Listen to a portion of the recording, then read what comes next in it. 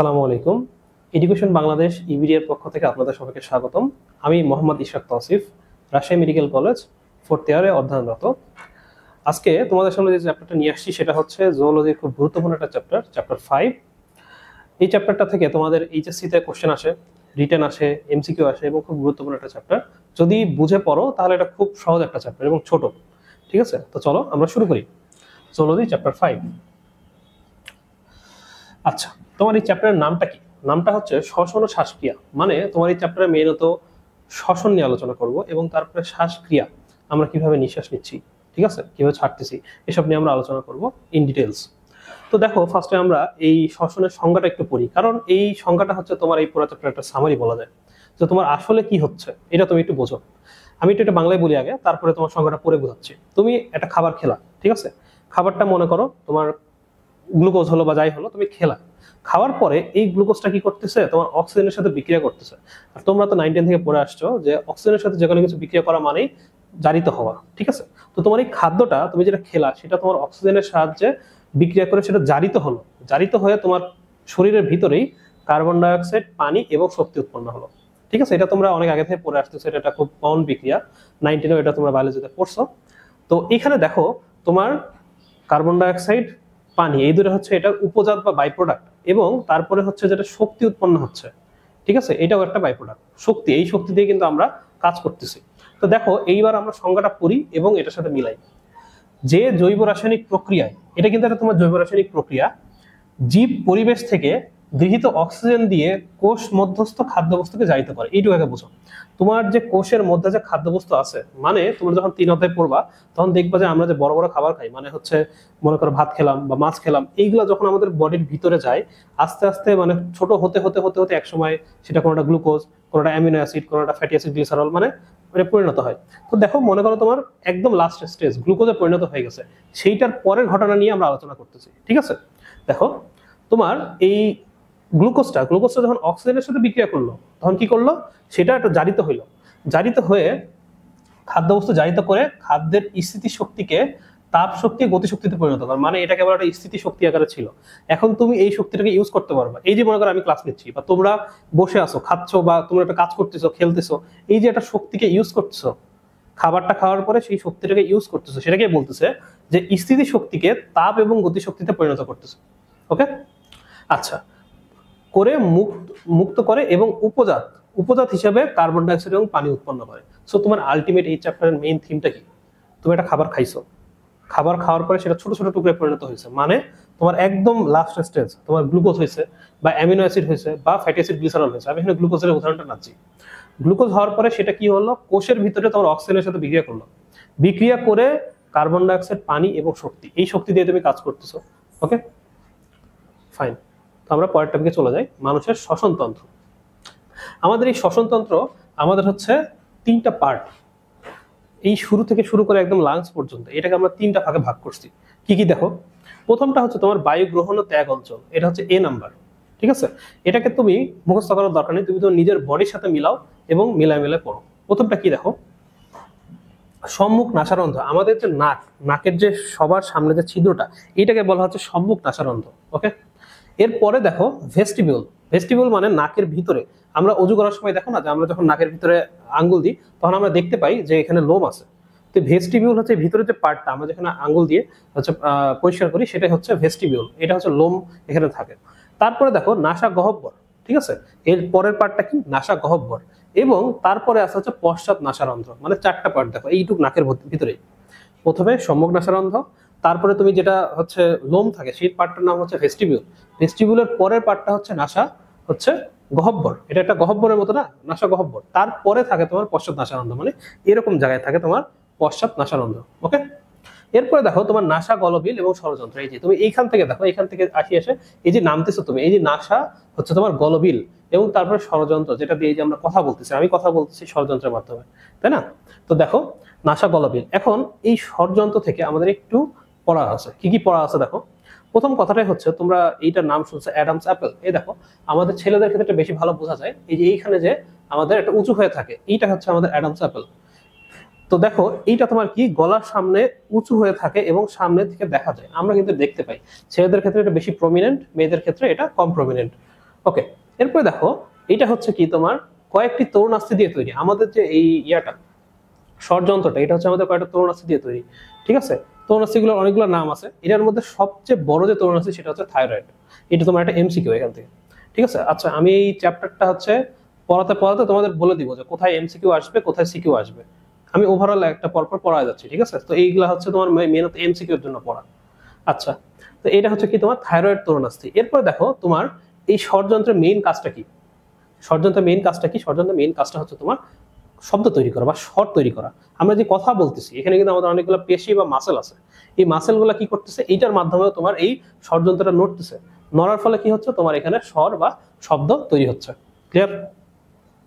ওকে, এখন তুমি এখানে, আচ্ছা, এইটুকের মধ্যে তোমার এই ষড়যন্ত্রটা হচ্ছে তোমার খ নম্বরের জন্য গুরুত্বপূর্ণ। খ নম্বরে দিয়ে দিবে এটা, যে ষড়যন্ত্র ব্যাখ্যা করো বা এটা কাজ লেখো বা এটা সম্পর্কে লেখো তুমি। আচ্ছা, এবার দেখো ষড়যন্ত্রের উপরে তোমার কি থাকে, এপিগ্লটিস থাকে। এটা খুব গুরুত্বপূর্ণ একটা কথা। আচ্ছা, আমাদের খাওয়ার সময় বলা হয় যে তোমরা যখন খাচ্ছ তখন তোমরা কথা বলবা না। এটা কেন বলা হয়? দেখো, আমরা যখন খাই তখন কিন্তু আমাদের ষড়যন্ত্রটা বন্ধ থাকে, তাই না? যখন তুমি, ষড়যন্ত্র না, এপিগ্লটিসটা বন্ধ থাকে, যখন তুমি কথা বলবা ষড়যন্ত্রটা কিন্তু খুলে গেল। খুলে যাওয়া মানে কি, তোমার খাদ্যনালীর ভিতর, মানে সরি, তোমার হচ্ছে শ্বাসনালীর ভিতরে তোমার খাবার চলে যাচ্ছে। এটার মানে কি হলো, তখন হচ্ছে তুমি দেখবে তখন হাঁচি বা কাশির মাধ্যমে তুমি খাবারটাকে বের করে দিচ্ছ। দেখবা আমরা কিন্তু কথা বলতে করতে গেলে আটকে যায়, ঠিক আছে। তো এইটা হচ্ছে তোমার মেইন কাজ এখান থেকে, যে খাদ্য গলদ্ধকরণের সময় ষড়যন্ত্রের মুখটি বন্ধ করে রাখে, ঠিক আছে। এটা বন্ধ করে রাখে, যখন তুমি কথা বলবা তখন কিন্তু এটা খুলে গেল, ঠিক আছে। খুলে যাওয়া মানে হচ্ছে ওটার ভিতরে তোমার খাবার চলে গেল। ওকে, সেইটা করা যাবে না ওই সময়। আচ্ছা, এরপর দেখো সম্মুখ নাসারন্ধ্র সম্পর্কে আমাদের যেটা জানতে হবে সেটা হচ্ছে তোমার এখানে আমাদের দেখো এই যে নেজাল সেপ্টাম বলা হয়, আমাদের নাকের এইখানে যে আমাদের পার্ট, আমাদের যে দুইটা নাকের ছিদ্র, এখানে মাঝে যে পার্টটা আছে সেটাকে বলা হয় নেজাল সেপ্টাম বা নাসা ব্যবধায়ক। এই নাসা ব্যবধায়কটা কি করতেছে, তোমার এই নাসারন্ধ্রটাকে দুই ভাগে ভাগ করতেছে, সম্মুখ নাসারন্ধ্রকে। ওকে, ভেস্টিবিউল সম্পর্কে তোমাদের আগে বললাম যে এখানে অনেকগুলো লোম থাকে। এখন লোমের মেইন কাজ কি, আল্লাহ তাআলা কেন আমাদের এই নাকের এই জায়গাটায় লোম দিল? দেখো, আমরা যখন নিঃশ্বাস নিচ্ছি, নিঃশ্বাস নেওয়ার সময় আমাদের কিন্তু অনেক ধরনের ধুলাবালি বা অনেক রোগ জীবাণু কিন্তু আমাদের এই বাতাসের মাধ্যমে আমাদের শরীরে প্রবেশ করতে পারে। কিন্তু তোমার এখানে লোম থাকার কারণে কি হলো, তোমার এই লোমে ধুলাবালিগুলো আটকে গেল। অথবা মনে করো তোমার অনেক ঠান্ডা বাতাস তুমি নিচ্ছ, ঠান্ডা বাতাসটা কি হচ্ছে, তোমার এই লোমের এটার মাধ্যমে তোমার মানে বডির উপযোগী করে ফেলতেছে, দিয়ে তোমার শরীরের ভিতরে যাচ্ছে, সুতরাং ক্ষতি হচ্ছে না, ঠিক আছে। তো এইটা হচ্ছে তোমার ভেস্টিবুলার কাজ, এটা একটা ছাকনির মতো কাজ করে।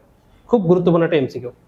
ওকে, তো আমাদের প্রথম পার্টটুক হয়ে গেল। প্রথম পার্টটুক কি তোমার, এই দেখো, বায়ু গ্রহণ ও ত্যাগ অঞ্চল, তুমি বাতাস কতটুকু নিচ্ছ এবং ত্যাগ করতেছো, মানে এইখান থেকে মনে করে এতটুকু শেষ। 6টা তোমার এখানে পার্ট আছে। এরপর ধরো 7 নম্বর পার্ট, আমরা এটাকে ভাগ করতেছি বায়ু পরিবহন অঞ্চল। এই পার্টটা দিয়ে হচ্ছে আমাদের বাতাস পরিবহন হয়। তো আমি একটা ছবি আঁকা নিয়ে আসছি, এখানে দেখো, এটা তোমার ফার্স্ট পার্টের নাম হচ্ছে ট্রাকিয়া। ট্রাকিয়ার পরে তোমার এটা দুই ভাগে ভাগ হয়, দুই ভাগে ভাগ হয়, এটাকে বলা হচ্ছে ডান দিকেরটা ডান ব্রঙ্কাস, বাম দিকেরটা বাম ব্রঙ্কাস। ওকে, এরপরে ব্রঙ্কিওলে ভাগ হয়। এখন দেখো আমাদের আলটিমেট গোলটা কি, তোমার বাতাসটাকে কোথায় নিতে হবে, লাংসে নিতে হবে, তাই না? তো দেখো এটা তোমার হচ্ছে লাংস এখানে টাকাইছি। এখন লাংসে তোমার ঢুকবে কি করে, একটা ছিদ্রের মাধ্যমে ঢুকবে। তো লাংসে যেটার মাধ্যমে তোমার এই ব্রঙ্কাস বা ব্রঙ্কিওল যেটাই বলো সেটা ঢুকতেছে, সেটাকে বলা হয় হাইলাম। ওকে, আচ্ছা, এরপরে দেখো এই ট্রাকিয়ার ভিতরে, ছবির ভিতরে আমি একটা রিং এর মতো আঁকানোর চেষ্টা করছি, কিন্তু রিংটা কিন্তু পুরোপুরি রিংটা একটা সি আকৃতির, কিন্তু এরকম মানে পিছনেরটা বন্ধ হচ্ছে না। এটাকে বলা হয় অর্ধবলয়। ট্রাকিয়াতে এরকম অনেকগুলা অর্ধবলয় আকার সি আকৃতির পার্ট থাকে। তো এই ছবিটা হচ্ছে এই বায়ু পরিবহন অঞ্চলের পুরো পার্ট। এখন থেকে এটা আমরা বর্ণনা করি। ট্রাকিয়া বা শ্বাসনালী, এই দেখো এটা অর্ধবলয় আঁকছি এখানে আমি, তাই না? এই যে অর্ধবলয়, অর্ধবলয়টা কি জিনিস, 16 থেকে 20টা তরুণাস্থি নির্মিত অর্ধবলয়, যেটা হচ্ছে সি আকৃতির। এটা খুবই গুরুত্বপূর্ণ একটা এমসিকিউ, যে তোমার ট্রাকিয়াতে কতটা থাকে এবং কি আকৃতির, ঠিক আছে। অর্ধবলয় সি আকৃতি। ওকে, এরপরে দেখো আমরা যেটা পড়লাম ব্রঙ্কাস, এই যে দুই ভাগে যেটা ভাগ হচ্ছে, দুই ভাগে যেটা ভাগ হচ্ছে, এই যে এখানে এসে আমাদের দুই ভাগে ভাগ হয়ে যায়। এই দুই ভাগে ভাগটাকে কি বলা হচ্ছে, ব্রঙ্কাস। ওকে, ব্রঙ্কাস, ব্রঙ্কাসটা কি দেখো, বক্ষ গহ্বরের ট্রাকিয়ার শেষ প্রান্তে দুইটি ডান ও বাম শাখায় বিভক্ত। মানে এই দেখো তোমার ট্রাকিয়াটা এখান থেকে নামতেছে, ট্রাকিয়াটা নামলো, নেমে তোমার এইখান থেকে দুই ভাগে ভাগ হলো, ডান আর বাম পাশে, দিয়ে তোমার এখন ঢুকবে কোথায়, আলটিমেটলি লাংসে ঢুকবে, ঠিক আছে। এই দেখো ফুসফুসের হাইলাম দিয়ে ফুসফুসে প্রবেশ করে। আমরা হাইলামটা একটু আসল ছবিতে দেখি, এটা একটা মনে করো একটা আসল লাংস, এবং লাংসের দেখো এইখানে তোমার এই পার্টটাকে যেটা আমি দাগ দিয়ে রাখছি এইটা হচ্ছে তোমার হাইলাম। এই হাইলাম দিয়ে তোমার ধমনী প্রবেশ করে এবং শিরা এবং লসিকা বের হয়। ওকে, সো আমাদের দুইটা পার্ট হয়ে গেল, কিন্তু সেটা হচ্ছে কি বায়ু পরিবহন অঞ্চলের মধ্যে দুইটা জিনিস আছে, একটা হচ্ছে তোমার ট্রাকিয়া আর একটা হচ্ছে ব্রঙ্কাস। 7 আর 8 নম্বর শেষ। এরপর দেখো শ্বসন অঞ্চল। শ্বসন অঞ্চলটা খুব গুরুত্বপূর্ণ। এটা হচ্ছে আমাদের একটা লাংস, দুইটা লাংস, দুই পাশে দুইটা, ডান আর বাম। এখন এখান থেকে তোমার কি কি জানতে হবে। প্রথম কথাটা দেখো, ছবিটা আমরা একটু আরেকবার এক্সপ্লেন করি। তোমার এই দেখো ট্রাকিয়া, এই দেখো এটা অর্ধবলয় সি আকৃতির, তোমার সামনে থেকে দেখাচ্ছে তাই এটা হচ্ছে এরকম অর্ধবলয় সি আকৃতির, এখানে এসে হয়ে গেল এরকম এরকম করে ট্রাকিয়া নামলো, নেমে দেখো দুই পাশে দুইটা ব্রঙ্কাস চলে গেল, তাই না? এই ব্রঙ্কাসটা তো লাংসে প্রবেশ করবে কিসের মাধ্যমে? হাইলাম দিয়ে প্রবেশ করবে। আচ্ছা, এরপরে তোমার এখানে দুই পাশে দুটা লাংস আছে। এখন কোনটা কোন লাংস দেখো, এটা তোমার রাইট ফুসফুস, ডান ফুসফুস, এটা তোমার বাম ফুসফুস। এখন এখানে একটা নীল কালি দিয়ে আমি একটা মানে দুইটা পার্টিশন করছি, এখানে দুইটা পার্টিশন করছি। কেন? এটা হচ্ছে আমাদের ডান ফুসফুসটা হচ্ছে 3টা লোবে ভাগ করা আছে, আর আমাদের বাম ফুসফুসটা হচ্ছে 2টা লোবে ভাগ করা আছে, ঠিক আছে? এইটার কারণে। এখন দেখো তোমার এই লাংসের এখানে কালার দেখতে পাচ্ছ, এটা কেমন দেখতে? এটা কিন্তু তোমার হালকা গোলাপি রঙের স্পঞ্জের মতো নরম একটা অঙ্গ, ঠিক আছে? এটা হালকা গোলাপি রঙের এবং স্পঞ্জের মতো নরম অঙ্গ। আচ্ছা, এরপর দেখো বাম ফুসফুস এবং ডান ফুসফুস নিয়ে আমরা এটা পড়বো। তুমি তো একটু আগে শিখলা যে ডান ফুসফুসটা আমাদের 3টা লোব থাকে, ঠিক আছে? এবং মনে রাখবা যে ডান পাশে জিনিসটা বড়, আমাদের ডান পাশের যে ফুসফুসটা সেটা একটু বড় এবং ওজনও বেশি। কত সেটা? 625 গ্রাম। ওকে, এরপর দেখো আমাদের যে বাম ফুসফুস সেটা হচ্ছে কি 2টি লোবে ভাগ করা আছে এবং এটা হচ্ছে ছোট এবং এটা হচ্ছে 556 গ্রাম। এখন বলবা যে ভাই এই গ্রামটা মনে রাখা লাগবে? এটা এমসিকিউ অনেক সময় দিয়ে দেয়, তুমি চাইলে মনে রাখতে পারো, না চাইলে নাই, অসুবিধা নেই। আচ্ছা, এরপরে দেখো আমাদের এই যে ফুসফুস, ফুসফুসের তো অবশ্যই আবরণ আছে, তাই না? তো তোমরা যে কাজটা করবা, তোমাদের উপরে যতগুলো অর্গান আছে, কিডনি, লাংস, ঠিক আছে, তারপরে হার্ট, সবগুলোর হচ্ছে তোমার আবরণগুলো একসাথে করে রাখবা। ওকে, দেখো আমাদের যে ফুসফুসের আবরণ সেটার নাম হচ্ছে প্লিউরাল পর্দা। ওকে, এখানে প্লিউরাল পর্দাটাকে আমরা দুই ভাগে ভাগ করতেছি। একটা হচ্ছে যেটা ভিতরের দিকে থাকে, ভিতরের দিকে থাকে সেটাকে বলা হয় ভিসরাল পর্দা, যেটা বাইরের দিকে থাকে সেটাকে বলা হয় প্লিউরাল পর্দা। আচ্ছা, এখন তোমাকে একটা কথা বলি, এটা উল্টাপাল্টা যেন না হয়। আমরা আমাদের যে অর্গানগুলো আছে, অর্গানগুলোকে আমরা ইংলিশে ভিসেরা বলি, ঠিক আছে? মেডিকেল টার্মে এটাকে ভিসেরা বলা হয়। আমরা মনে করো হার্ট পড়তেছি বা লাংস পড়তেছি, এগুলো একটা একটা করে ভিসেরা। তো দেখো মনে করো এটা তোমার হচ্ছে, ধরো এটা তোমার হচ্ছে লাংস, লাংসের সাথে যে স্তরটা লাগানো আছে, এই যে আমার হাতের এই পার্টটা, এই পার্টটা যেটা লাগানো আছে সেটা ভিসারের সাথে লাগানো না, তাহলে এই পার্টটাকে বলতেছি আমরা ভিসারাল স্তর। তাহলে এই যে বাইরের যে পার্ট, তাহলে এটা প্যারাইটাল স্তর হয়ে যাচ্ছে। ক্লিয়ার? আচ্ছা, এই দুটার মাঝে থাকে তোমার প্লিউরাল রস। এটা কারণ কি দেখো, আমাদের দুই সাইডে দুটো লাংস আছে, মাঝে হার্ট আছে। এই প্লিউরাল রসটা তোমার একে অপরের সাথে ঘর্ষণটাকে প্রিভেন্ট করবে। ওকে, ফাইন। এরপর দেখো হাইলাম। হাইলাম তো একটু আগে দেখালাম, হাইলামটা হচ্ছে কি প্রবেশ পথ এবং বের হওয়ার পথ। এটা একটা দরজায় মেনত। তো প্রবেশ পথ দিয়ে তোমার কি হচ্ছে, ধমনীগুলো প্রবেশ করে এবং বের হচ্ছে কি শিরা, লসিকা নালী, এগুলা। আচ্ছা, এরপর দেখো সেগমেন্ট। আমাদের এই হার্টটাকে আমরা অনেকগুলো সেগমেন্টে ভাগ করতে পারি। মেনত এখানে গোলাপ না, সেটা হচ্ছে তুমি 3টা লোবে ভাগ করতেছো, ঠিক আছে? আমি আরেকবার দেখাই যে তুমি এটাকে 3টা লোবে ভাগ করতেছো, এখানে তুমি 2টা লোবে ভাগ করতেছো। কিন্তু যখন তোমাকে সেগমেন্ট এই কথাটা বলে দিবে, তখন এই হার্টটাকে, সরি লাংসটাকে তুমি, ডানটাকে তুমি 10টা সেগমেন্টে ভাগ করবা এবং বামটাকে তুমি 8টা সেগমেন্টে ভাগ করবা। এটা কেন করবা?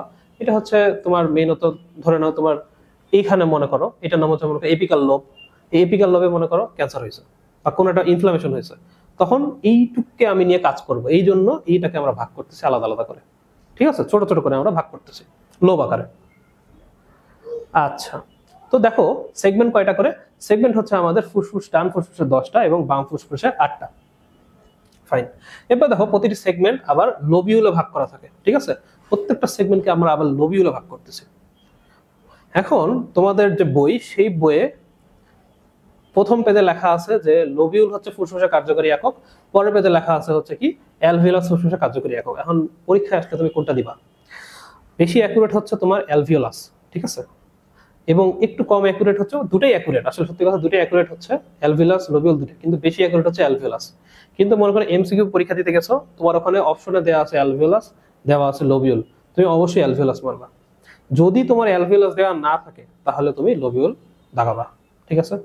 আচ্ছা, এইটুক হলো। এবার এখান থেকে এটা একটু বলে দিই যে তোমার এই হার্ট, সরি লাংস, এই লাংসটা হচ্ছে তোমার, এটা একটা রিটেনের কোশ্চেন, গ নাম্বার। গ নাম্বার বা ঘ নাম্বার যে কোনো একটা দিতে পারে, এটার বর্ণনা, এটার এটা তোমার দিতে পারে, এবং এমসিকিউর জন্য খুব গুরুত্বপূর্ণ পার্ট এটা হয়ে গেল।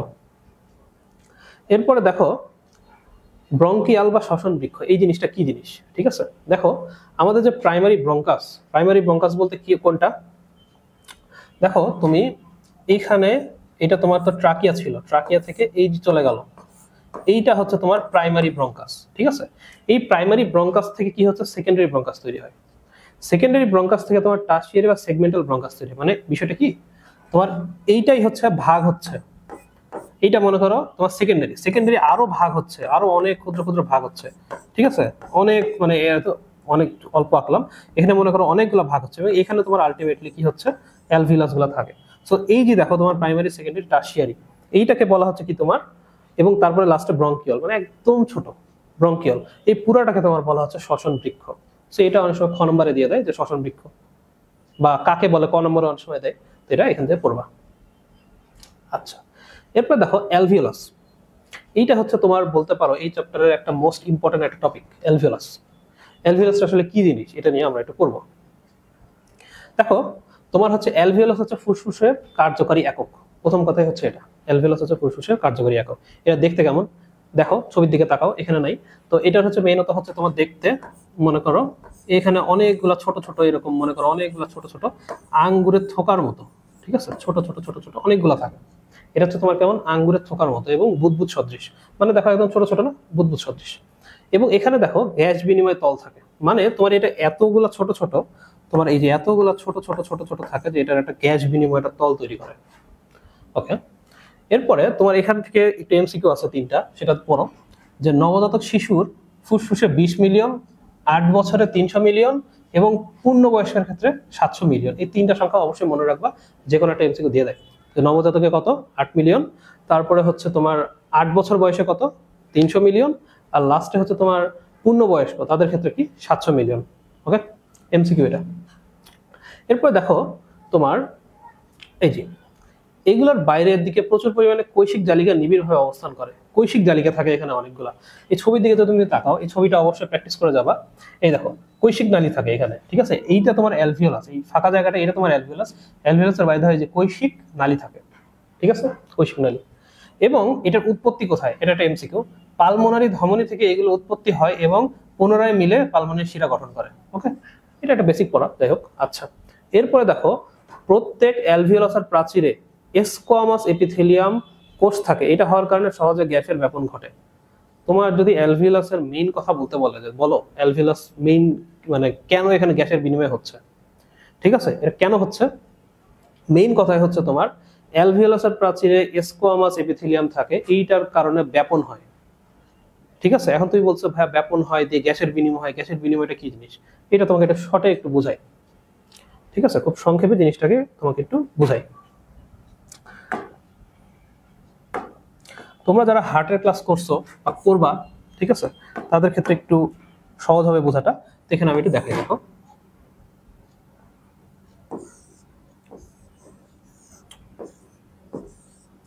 ধরো এটা তোমার এটা হার্ট, ঠিক আছে। এখন এটা তোমার রাইট, এটা তোমার লেফট দিক, এটা তোমার উপরে তোমার অলিন্দ বা অ্যাট্রিয়াম, নিচে তোমার ভেন্ট্রিকল, এটুকু ক্লিয়ার।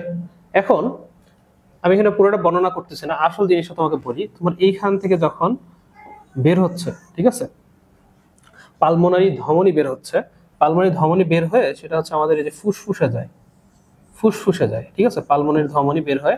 পালমোনারি ধমনী হচ্ছে আমাদের কার্বন ডাই অক্সাইড যুক্ত রক্ত বহন করে, এইখানে হচ্ছে তোমার কার্বন ডাই অক্সাইড যুক্ত রক্ত নিয়ে যাচ্ছে, পালমোনারি পালমোনারি ধমনী, ঠিক আছে, পালমোনারি ধমনী, পালমোনারি ধমনী এখান থেকে কার্বন ডাই অক্সাইড যুক্ত রক্ত নিয়ে যাচ্ছে। এইখানে দেখো তোমার অ্যালভিওলাস থাকে লাংসে, তাই না, এটা ধরো তোমার অ্যালভিওলাস। এখন এই কথাটাকে তুমি আবার পড়ো, যে অ্যালভিওলাসের প্রাচীরে তোমার এই যে স্কোয়ামাস এপিথেলিয়াম থাকায় সহজে গ্যাসের ব্যাপন ঘটে। ব্যাপন মানে কি, এখানে এই দেখো এইখানে মনে করো তোমার হচ্ছে অ্যালভিওলাস আছে, এবং এখানে তোমার এই যে স্কোয়ামাস এপিথেলিয়াম আছে, এইখানে তোমার কার্বন ডাই অক্সাইড ছিল, তাই না, এইটা হয়ে যখন বের হবে তখন সেটা অক্সিজেনে পরিণত হবে। এইটাই তোমার আলটিমেটলি এখানকার ব্যাপন যে প্রক্রিয়াটা বলতেছে সেটা, ঠিক আছে। তোমার আসল মেকানিজম কিন্তু এইখানে হচ্ছে, এখানে একটু ফোকাস দিবা, এটা একটু কোরিলেট করে পড়বা তোমার 4 নম্বর চ্যাপ্টার 3 নম্বর চ্যাপ্টারের সাথে, তাহলে বুঝতে খুব সহজ হবে। আচ্ছা, এইটা বাদেও তোমার কি থাকে দেখো, এইটা বাদেও হচ্ছে তোমার অ্যালভিওলাসের প্রাচীরে ফ্যাগোসাইটিক অ্যালভিওলার ম্যাক্রোফেজ থাকে, ঠিক আছে। এগুলা হচ্ছে কি করে তোমার, ম্যাক্রোফেজ মানে হচ্ছে তোমার কি করবে, তোমার যেগুলা ভাইরাস ব্যাকটেরিয়া যেটা আসবে তোমার শরীরকে ক্ষতি করতে, সেটাকে ধ্বংস করে ফেলবে।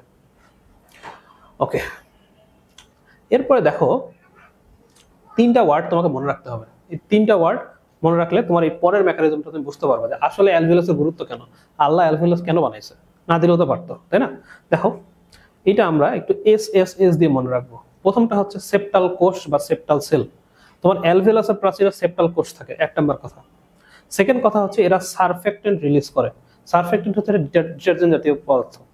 এবং পরের এস মানে হচ্ছে সারফেস টেনশন কমায়।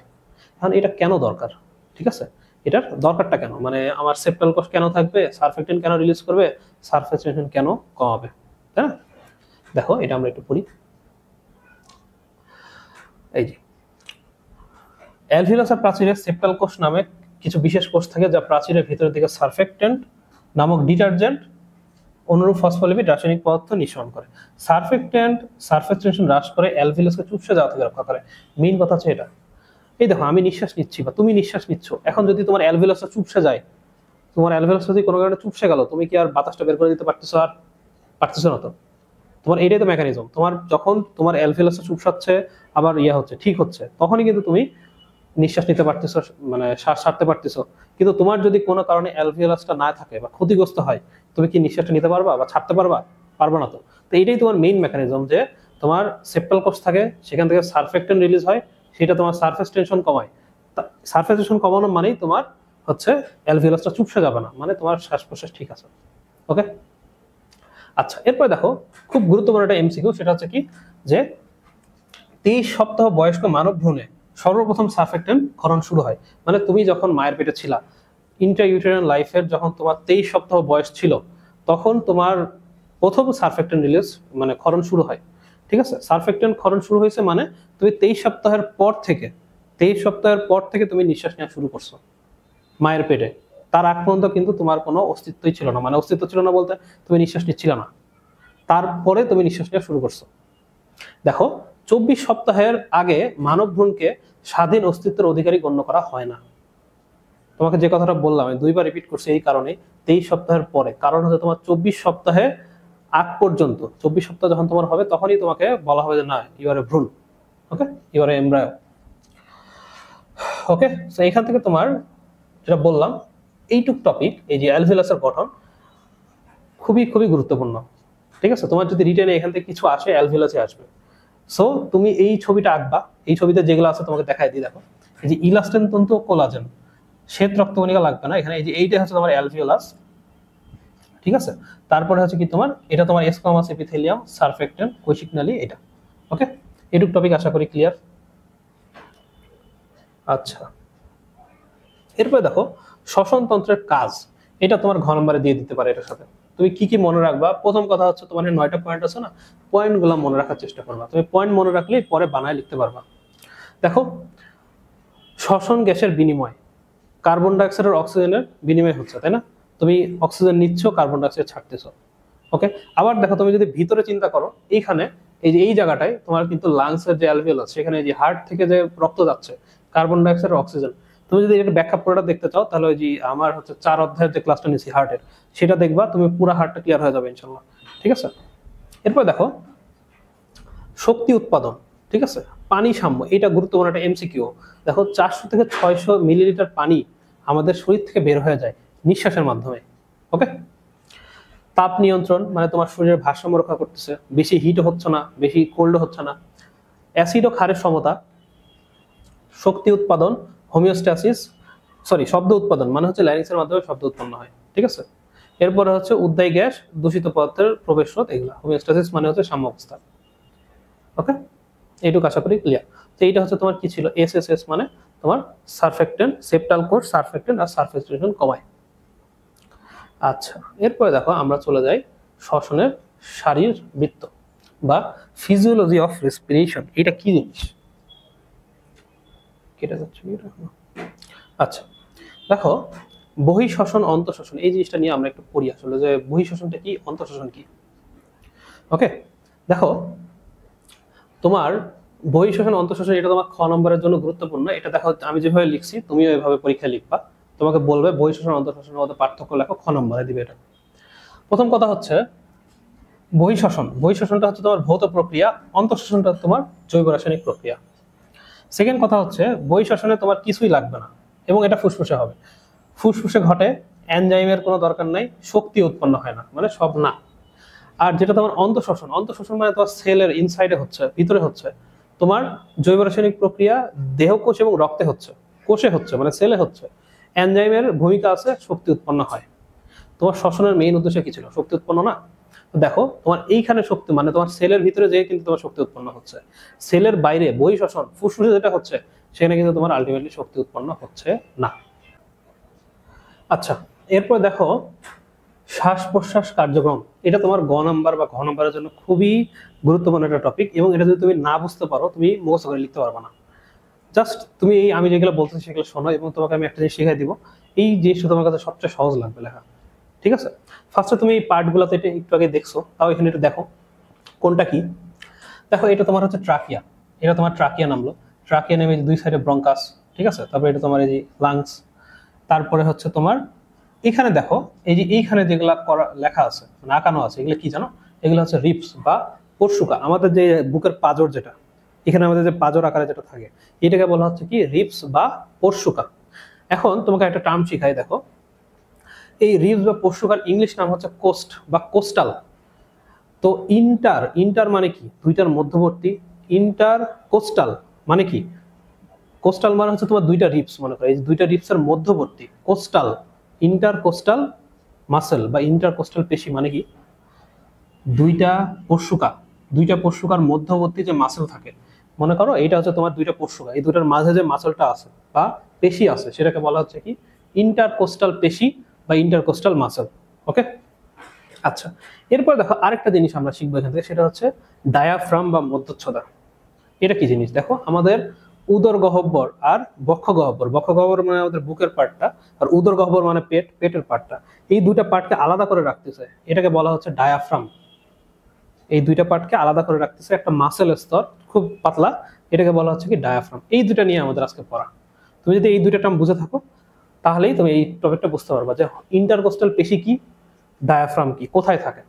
ডায়াফ্রামের ছবিটা দেখো তোমার কিভাবে আছে, এইভাবে ঢেউ খেলানো আছে না এরকম করে, সো এইটা দিয়ে আমাদের পড়া আজকের। দেখো এই যে এটা হচ্ছে ডায়াফ্রাম বা মধ্যচ্ছদা, আর ইন্টারকোস্টাল পেশি হচ্ছে কোনটা? এই যে এটা হচ্ছে ইন্টারকোস্টাল পেশি। সবগুলোর মাঝে থাকবে তোমার, এটা খালি দেখাইছি। আচ্ছা এরপরে দেখো এখানে, আচ্ছা তুমি মনে করো নিঃশ্বাস নিচ্ছ, নিঃশ্বাস নেওয়ার তোমার একদম ইনিশিয়াল স্টেজ তুমি মনে করো তোমার এইটা মনে করো তোমার বুক, এবং এই জায়গাটা এই যে এটা তোমার মধ্যচ্ছদা, তাই না? এটা তোমার মধ্যচ্ছদা, এখানে মনে করো তোমার পেট আছে। এরকম আগে দেখো, তুমি প্রথমে মনে করো বাতাস নাই, এরকম একটা অবস্থা চিন্তা করো, এটা একদম নর্মাল অবস্থা, তোমার বাতাস নেওয়া নাই।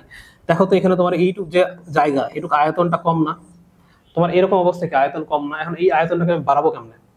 দেখো তো এই জায়গাটাকে যদি আমি সোজা করে দিতে পারি তাহলে আমার, দেখো তো এই যে এটাকে যদি সোজা করে দিতে পারি তাহলে এতখানি জায়গা আমার বেড়ে যাচ্ছে না এক্সট্রা, তাই না? সো এইটা হচ্ছে তোমার প্রথম মেকানিজম। তুমি দেখো তুমি যখন নিঃশ্বাস নিচ্ছ, নিঃশ্বাস যখন নিচ্ছ তোমার এই যে তোমার যে ডায়াফ্রামটা এরকম ছিল সেই ডায়াফ্রামটা সোজা হয়ে গেল, তাহলে দেখো তো তোমার এতখানি জায়গা এক্সট্রা চলে আসলো না? এইটা হচ্ছে তোমার প্রথম মেকানিজম এখান থেকে। ওকে, এই দেখো তোমার হচ্ছে আয়তন বৃদ্ধি পাইলো।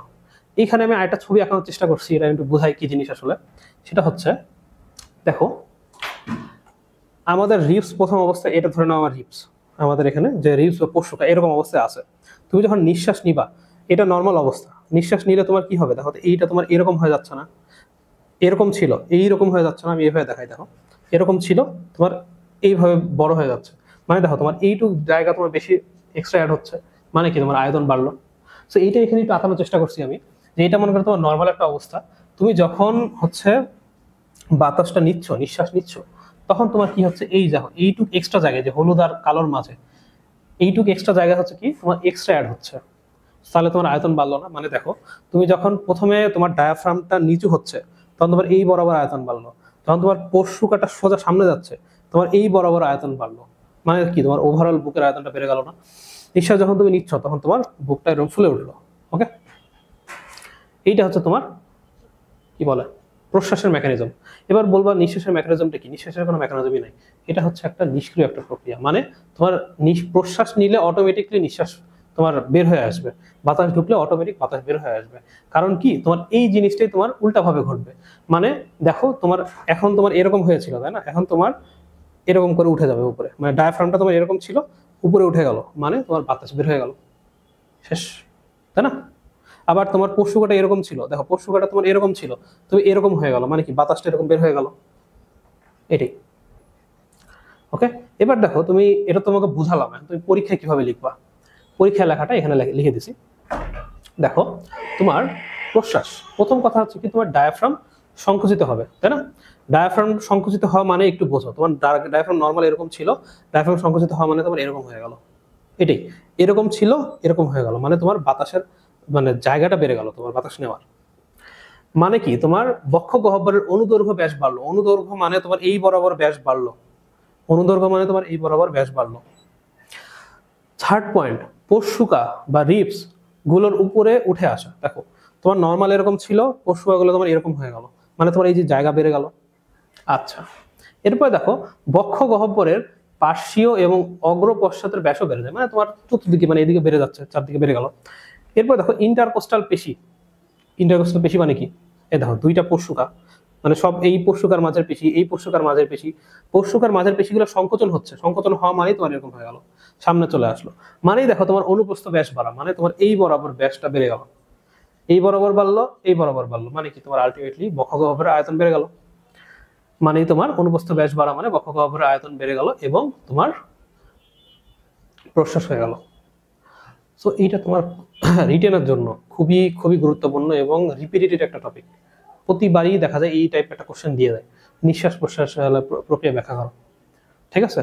সো বহি শ্বসন অন্তঃশ্বসন হচ্ছে ক্ষয়ের জন্য গুরুত্বপূর্ণ, আর প্রশ্বাস নিঃশ্বাসটা হচ্ছে গয়ের জন্য বা ঘয়ের জন্য গুরুত্বপূর্ণ। অবশ্যই এটা বুঝে ভালো করে পড়বা, ঠিক আছে? যদি এইটুকু না বোঝো আবার ওইটুক পার্ট থেকে দেখো, দিয়ে যেন এইটা তুমি পরীক্ষায় অ্যান্সার করে আসতে পারো। খুব সহজ একটা টপিক। আচ্ছা, গ্যাসীয় পরিবহন, এই চ্যাপ্টারে যদি বলো যে খুব সুন্দর একটা টপিক এবং একটু কঠিন একটা টপিক যদি কিছু থাকে সেটা হচ্ছে গ্যাসীয় পরিবহন। এটা যদি তুমি বোঝো তাহলে তোমার জন্য সহজ লাগবে, তা না হলে মুখস্থ করে মনে থাকবে না। আসলে কি হচ্ছে সেটা নিয়ে এখানে আমরা আলোচনা করব। তুমি যে বাতাসটা নিলা, সে বাতাসটা শরীর থেকে বেরোচ্ছে কি করে, কি কি মেকানিজম করতেছে ভিতরে যায়, কিভাবে পরিবহন হচ্ছে সেটা নিয়ে এখানে আমরা পড়বো। এবং এইটা তোমার ঘ নাম্বারের জন্য খুব গুরুত্বপূর্ণ, এবং কিছু কিছু জায়গা আছে আমি দেখাই দেবো এমসিকিউর জন্য গুরুত্বপূর্ণ। অবশ্যই এটা রিটেনে আসে। আচ্ছা দেখো, অক্সিজেন পরিবহন, অক্সিজেন পরিবহন আমরা শুরু করি তাহলে, ঠিক আছে? তুমি প্রথম যে কাজটা করতেছো, দেখো তুমি নিঃশ্বাস নিলা, বাতাস নিলা, অক্সিজেনটাকে তোমার শরীরের ভিতরে প্রবেশ করালা, তাই না?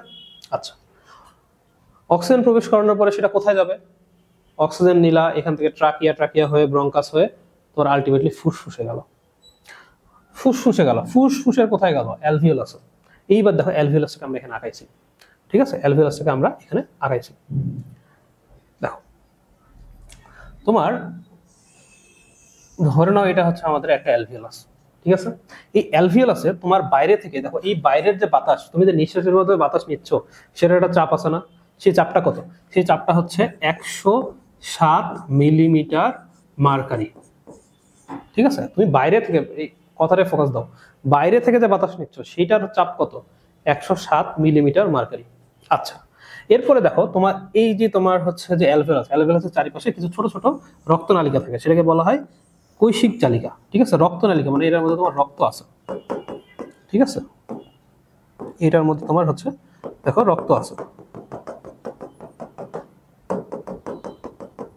আচ্ছা, এখন তোমার এই রক্তের মধ্যে কিভাবে যাচ্ছে দেখো, এই রক্তেও কিন্তু তোমার অক্সিজেন তো থাকবে, তুমি তো অক্সিজেন ছাড়া নাই, রক্তে তো অক্সিজেন আছে। এই রক্তের অক্সিজেনের চাপ কত? রক্তের অক্সিজেনের চাপ হচ্ছে 40 মিলিমিটার মার্কারি। আমি আবার রিপিট করি, বাইরে থেকে আসা অক্সিজেন মানে তুমি যে নিঃশ্বাসটা নিচ্ছ সেটার চাপ কত? 107। তোমার বডিতে যেটা আছে সেটার চাপ কত? 40। দেখো তো চাপের একটা ডিফারেন্স আছে না? চাপের ডিফারেন্স থাকা মানে কি? ব্যাপন। সেখানে তোমার কি হবে? ব্যাপন ঘটবে। আচ্ছা, ব্যাপন ঘটলে কি হলো? দেখো তোমার এইখান থেকে অক্সিজেনটা তোমার এখানে চলে আসলো। দেখো ব্যাপন প্রক্রিয়ায় অ্যালভিওলাস থেকে অক্সিজেন রক্তে গেল, ব্যাপন প্রক্রিয়ায় অ্যালভিওলাস থেকে অক্সিজেন রক্তে চলে গেল। এখন তোমার রক্তে চলে আসছো, ঠিক আছে, রক্তে চলে আসার পরে তোমার কি হচ্ছে, এইটা হচ্ছে তোমার দুইভাবে পরিবহন হবে। বিষয়টা হচ্ছে তোমার যে তোমার প্রথমে বডিতে ঢুকলো, বডিতে ঢুকে অ্যালভিওলাসে গেল, অ্যালভিওলাস থেকে রক্তে গেল, এই অ্যালভিওলাস থেকে রক্তে যাওয়ার মাধ্যমে হচ্ছে ব্যাপন। এখন তোমার রক্তে চলে আসছে, এখন তোমার তোমার কোনো কাজ নাই, এখন তোমার রক্তের মাধ্যমে প্রবাহিত হবে। কিভাবে প্রবাহিত হবে এটা একটু আমরা শিখবো। দেখো, ওকে, ভৌত দ্রবণ রূপে, ঠিক আছে, ভৌত দ্রবণ মানে কি, তোমার প্রতি 100 মিলিলিটার রক্তে মাত্র 0.2 ml অক্সিজেন তোমার এই ভৌত দ্রবণ রূপে প্রবাহিত হয়। আর তোমার যদি রাসায়নিক হচ্ছে যৌগ রূপে তোমাকে বলি, এবার তোমাকে একটা কথা বলি, দেখো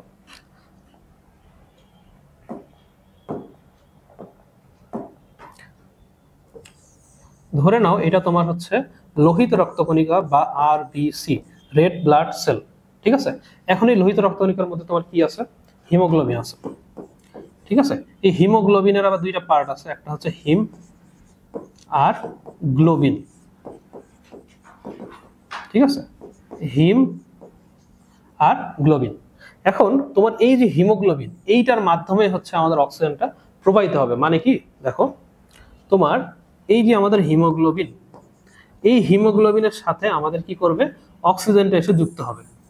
এই যে অক্সিজেন, এখানে আসলে অক্সিজেন যুক্ত হলো, অক্সিজেন, ঠিক আছে, অক্সিজেন যুক্ত হলো, মানে তোমার কি গঠন করলো, অক্সি হিমোগ্লোবিন গঠন করলো, ঠিক আছে। এটা কি গঠন করলো, এটা গঠন করলো হচ্ছে অক্সি হিমোগ্লোবিন,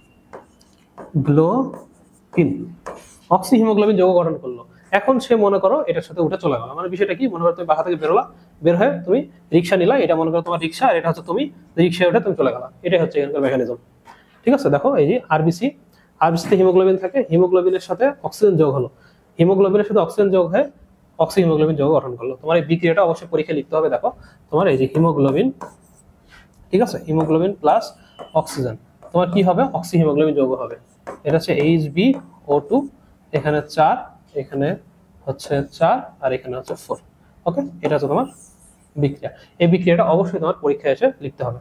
ওকে, আচ্ছা, এরপর দেখো, ও এখানে আমি লিখছি যে তোমার আসলে কি হচ্ছে, তুমি তো বুঝলা যে অক্সিজেন নিল, যে কি করলো আলটিমেটলি তোমার পাতো, এটা একটু দেখো, তোমার দেহের বাইরে অক্সিজেন আছে, সেটা তোমার ফুসফুসে আসলো, ফুসফুস থেকে রক্তে এসে আলটিমেটলি তোমার কোষে গেল।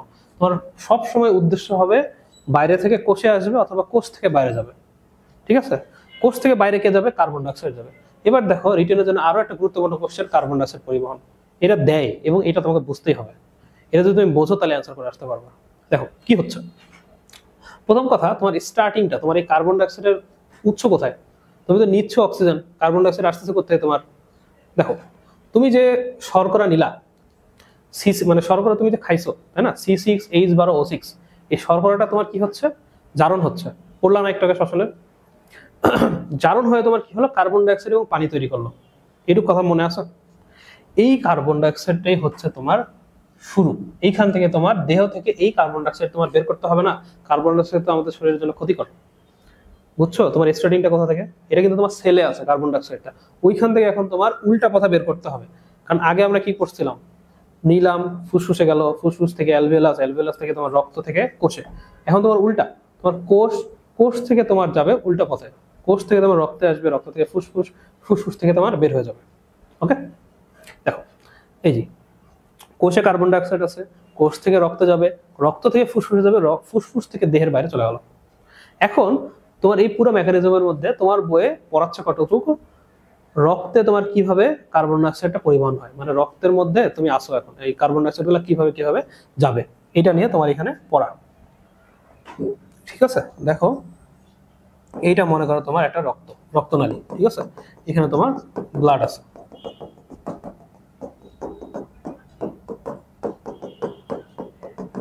ওকে, ব্লাড আছে। এখন তোমার এই ব্লাডে 3 ভাবে রক্ত যাইতে পারে, মানে সরি 3 ভাবে তোমার কার্বন ডাইঅক্সাইডটা যেতে পারে। 1 নাম্বার অপশন কি, ভৌত দ্রবণ রূপে, সেকেন্ড অপশন কি তোমার কার্বামিনো যৌগ রূপে, থার্ড অপশন কি বাইকার্বনেট রূপে, ঠিক আছে। প্রথমটা দেখো তোমার ভৌত, মানে এটা তোমার 1 নাম্বার, এটা তোমার কি ভৌত দ্রবণ রূপে, ঠিক আছে, এটা তোমার ভৌত দ্রবণ রূপে। সেকেন্ড অপশন কি কার্বামিনো যৌগ রূপে। থার্ড অপশন কি? আচ্ছা, থার্ড অপশন হচ্ছে তোমার বাইকার্বনেট যৌগ রূপে। ঠিক আছে, তো দেখো তোমার এই ভৌত দ্রবণ রূপে কত পার্সেন্ট, এটা হচ্ছে তোমার 5%। ওকে, তারপরে হচ্ছে তোমার কার্বামিনো যৌগ রূপে কত, 27% কার্বন ডাইঅক্সাইড, আর বাইকার্বনেট রূপে কত, 65% কার্বন ডাইঅক্সাইড যাবে। ঠিক আছে, এটা তোমার একটা রাস্তা মনে করো। ঠিক আছে, রাস্তা দিয়ে তুমি মনে করো রিক্সায় উঠে মনে করো বিষয়টা এভাবে চিন্তা করতে পারো, তুমি হেঁটে যাচ্ছ মানে 5% কার্বন ডাইঅক্সাইড যাচ্ছে। তুমি মনে করো রিক্সায় যাচ্ছ, তোমার 27% কার্বন ডাইঅক্সাইড যাচ্ছে। তুমি গাড়িতে করে যাচ্ছ, তাহলে 65% মানে বেশি পরিমাণে কার্বন ডাইঅক্সাইড রক্ত দিয়ে তোমার প্রবাহিত হচ্ছে। তোমার এইটা হচ্ছে মনে রাখতে হবে। এটা হচ্ছে তোমার এমসিকিউ পড়া। এই যে এই তিনটা মনে করো তোমাকে বলবে, এই মানে এই তিনটা নাম দিল, বললো কোনটা আবার বহুপদীতে দিতে পারে বা কোনটি সঠিক নয় দিতে পারে, আর পার্সেন্টেজ গুলো তো অবশ্যই দেয়। এই যে 65% এটা খুব গুরুত্বপূর্ণ। এরপরে দেখো ভৌত দ্রবণ রূপে আমরা শিখব। ওকে, ভৌত দ্রবণ রূপে আমরা হচ্ছে শিখব। দেখো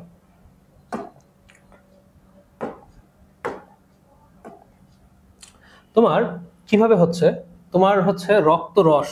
ঠিক আছে, তোমার যে রক্ত রস আছে, এই রক্ত রসে তোমার কি থাকবে, অবশ্যই সেখানে পানি আছে, তাই না? রক্ত রসে আমাদের পানি আছে। আচ্ছা, এই পানির সাথে তোমার কি হচ্ছে, তোমার কার্বন ডাইঅক্সাইড যোগ হচ্ছে। ঠিক আছে, কার্বন ডাইঅক্সাইড যোগ হইলো, তোমার বডিতে যে কার্বন ডাইঅক্সাইডটা আছে, সেই কার্বন ডাইঅক্সাইডটা কি তৈরি করবে দেখো তো, কার্বনিক অ্যানহাইড্রেস। খুব গুরুত্বপূর্ণ একটা ওয়ার্ড, কার্বনিক অ্যানহাইড্রেস। এই এনজাইমের সাথে কি করবে, তোমার কার্বনিক অ্যাসিড H2CO3 তৈরি করলো। এই H2CO3 রূপেই তোমার কি হলো, 5% কার্বন ডাইঅক্সাইড পরিবহন হলো। মানে বিষয়টা কি, তুমি হচ্ছে এটা মনে করো তুমি কার্বন ডাইঅক্সাইড, তুমি এটা মনে করো তোমার রিক্সাওয়ালা, এই দুটো মিলে তুমি কি হলো, তুমি রিক্সায় চলে যাচ্ছ। এইটাই হচ্ছে তোমার কি 5% তুমি যাচ্ছ। ওকে, আচ্ছা, ভৌত দ্রবণ রূপে তাহলে তোমার কি 5% তুমি চলে গেলা। এরপরে দেখো কার্বামিনো যৌগ রূপে, গুরুত্বপূর্ণ একটা এটা বিষয়। ঠিক আছে, আর এখানে তোমাকে একটু বেসিক কথা বলি আগে, যে আগে তো বললাম, দেখো এটা তোমার আরবিসি মনে করো, বা রেড ব্লাড সেল বা লোহিত রক্তকণিকা। এইটার মধ্যে তোমার কি আছে, তোমার হিমোগ্লোবিন আছে। এই হিমোগ্লোবিন আবার দুইটা পার্ট নিয়ে তৈরি, একটা হচ্ছে হিম, হিম মানে হচ্ছে লোহা বা লৌহ। ঠিক আছে, লৌহ বা আয়রন থাকে এটার মধ্যে। ঠিক আছে, আয়রন থাকে। আর গ্লোবিন, গ্লোবিনটা হচ্ছে একটা প্রোটিন। ঠিক আছে, তোমার হিমোগ্লোবিন কি দিয়ে তৈরি, তোমার হিম আর গ্লোবিন দিয়ে তৈরি। ওকে, এখন তোমার এখান থেকে জানতে হবে তোমার কিভাবে আসলে এই জিনিসটা হচ্ছে। দেখো তোমার রক্তের যে প্লাজমা আছে, প্লাজমাতে কার্বন ডাইঅক্সাইড আছে, এটা তুমি জানো, তাই না? তোমার কার্বন ডাইঅক্সাইড রক্তের প্লাজমাতে আছে। এখন এই কার্বন ডাইঅক্সাইডটা তোমার কি করলো, তোমার মনে করো এটা তোমার প্লাজমা। ঠিক আছে, এটা তোমার প্লাজমা, প্লাজমা মনে করো, এই যে এটা মনে করো তোমার প্লাজমা। ঠিক আছে, ব্লাড প্লাজমা যেটা বলে। আর এটা তোমার আরবিসি। ঠিক আছে, এটা তোমার আরবিসি। পুরোটা মিলে কিন্তু তোমার রক্ত, আমরা রক্তের মধ্যে কিন্তু আছি, এমন না যে তুমি মানে অন্য কোথাও চলে গেছো। তোমার এটা তোমার আরবিসি আর এটা তোমার প্লাজমা, দুইটা মিলেই তোমার রক্ত। এখন দেখো তোমার এই রক্তের মধ্যে কি আছে, তোমার রক্তের মধ্যে আছে হচ্ছে তোমার, ওকে, তোমার রক্তের মধ্যে আছে হচ্ছে তোমার প্লাজমাতে আছে তোমার কার্বন ডাই অক্সাইড। এই কার্বন ডাই অক্সাইডটা কি করলো, তোমার এখন আরবিসি ঢুকে গেল। আরবিসির মধ্যে কি আছে বলছিলাম, হিমোগ্লোবিন আছে। হিমোগ্লোবিনকে ভাঙলে কি আছে, হিম আছে আর গ্লোবিন আছে। আর গ্লোবিনের মধ্যে তোমার NH2 আছে। এই দেখো এই কার্বন ডাই অক্সাইডটা তখন এই NH2 এর সাথে যোগ হলো। এইটাই, আর কিছু না, এখান থেকে বেসিক কথা এটাই। তোমার carbon die oxide plus NH2 বিক্রিয়া করলে কি হবে, দেখো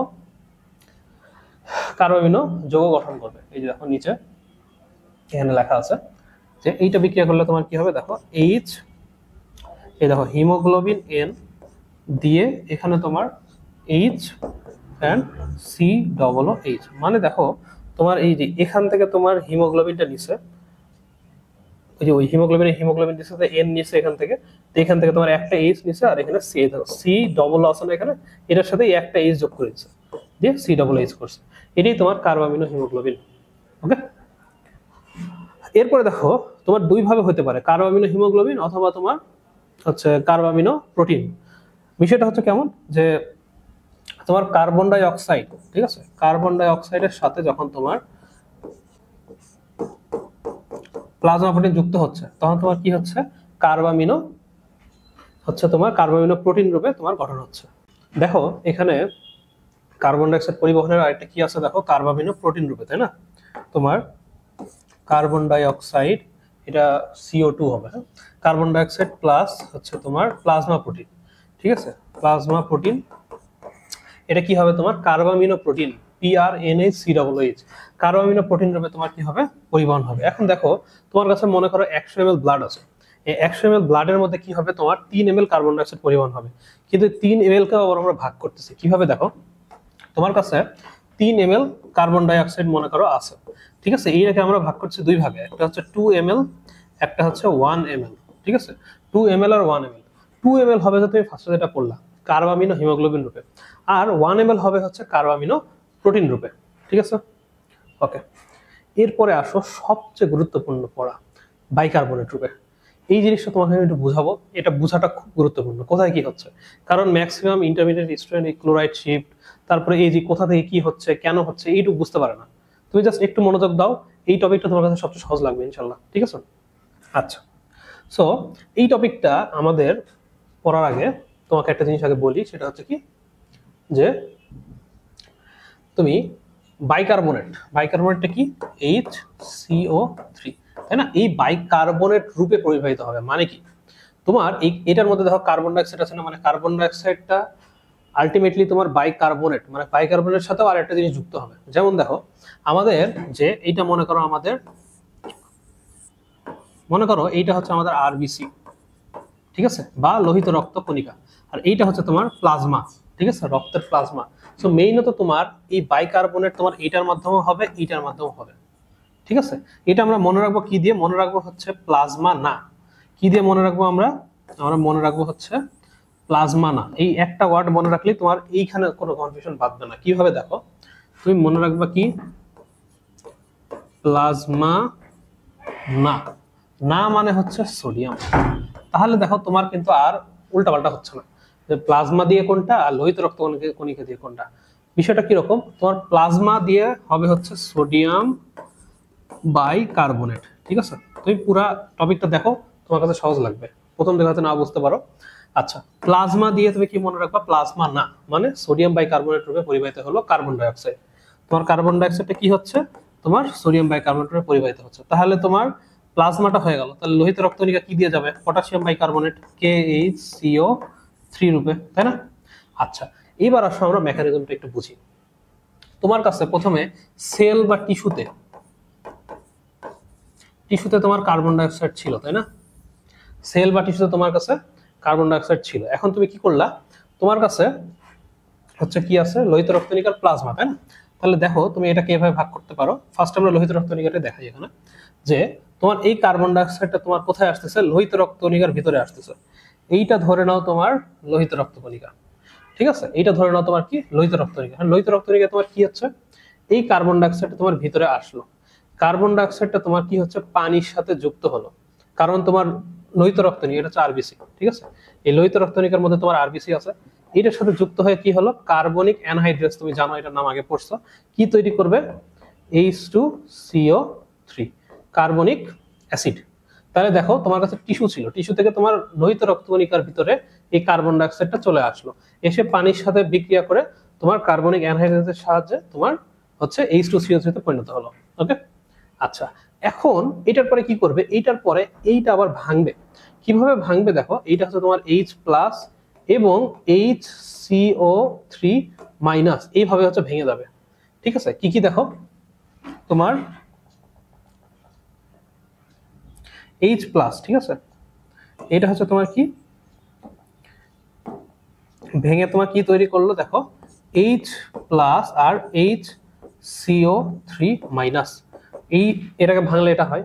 এখন তোমার কি হবে, এখন তোমার যেটা হবে সেটা হচ্ছে যে এই জিনিসটাই তোমার আলটিমেটলি পরিবহন হবে। কিভাবে দেখো,